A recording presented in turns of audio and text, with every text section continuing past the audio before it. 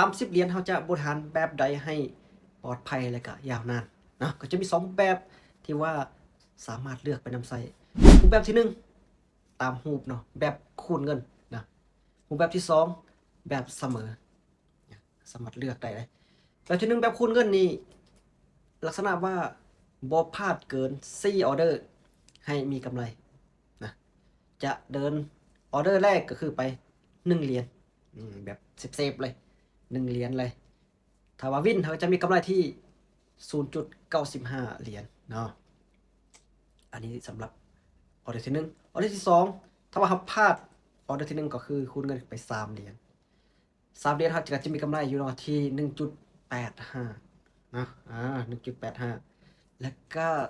กรณีพลาดเท่านั้นจะคูณเงินไปออเดอร์ที่3ออเดอร์ที่3แล้วก็จะเป็น6เหรียญเนาะ6เหรียญถ้า6เหรียญเขาจะมีกำไร1.7เห็นป่ะ1.7เนาะถ้าว่าเขาพลาดออเดอร์ที่3นี่ก็สามารถไปออเดอร์ที่4ที่12เหรียญ12เหรียญจะมีกำไรที่ 1.4 ลักษณะว่าถ้าบุพลาดเกิน4ออเดอร์กลับมามีกำไรเนาะลักษณะว่าคูณเงินขึ้นไปคูณเงินขึ้นไปแต่ว่ารวมแล้วใส่ตัวทุนเพียงแต่22เหรียญเท่านั้นเนาะก็ใส่บ่หลาย22เหรียญถ้าว่าพลาด4ออเดอร์อาจจะยังเหลืออยู่ที่8เหรียญในอันพอร์ตของเราที่30เหรียญเนาะในรูปแบบที่1คูณเงิน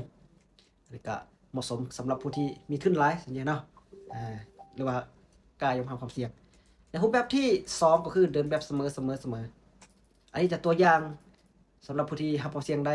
ประมาณ3เหรียญซะ3เหรียญถ้าว่าเอาประมาณ4ออเดอร์ก็เดินแบบ3เหรียญออเดอร์1ที่1ก็3เหรียญถึงจะพลาดจะวินก็ต่อออเดอร์ที่2ก็3เหรียญถ้าว่า3เหรียญเขาจะมีกำไรอยู่ที่ 2.85 แต่ว่าถ้าว่าพลาดออเดอร์ที่1ไปออเดอร์ที่2ถ้าวินออเดอร์ที่2ก็ยังบ่มีกำไรเลยยังขาดทุนอยู่หน่อยนึงเนาะถ้าว่าวินอีก1ออเดอร์จะมีกำไรลักษณะว่าเอาแบบเสมอ4เหรียญถ้าว่า4เหรียญนี่ก็จะเหมือน4เหรียญเนี่ย4ออเดอร์ต่อ4ออเดอร์ก็จะ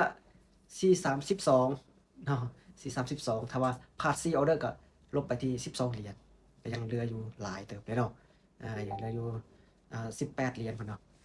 อันนี้เขาก็เลือกเบิ่งว่าอันนี้จะเหมาะสมถ้าว่าการรับความเสี่ยงได้ก็เดินแบบคูณเงินหาความเสี่ยงบ่ได้หน่อยนึงก็เดินแบบเสมอก็ได้คือกันการลงทุนมีความเสี่ยงต้องศึกษาให้ดีก่อนที่จะลงทุน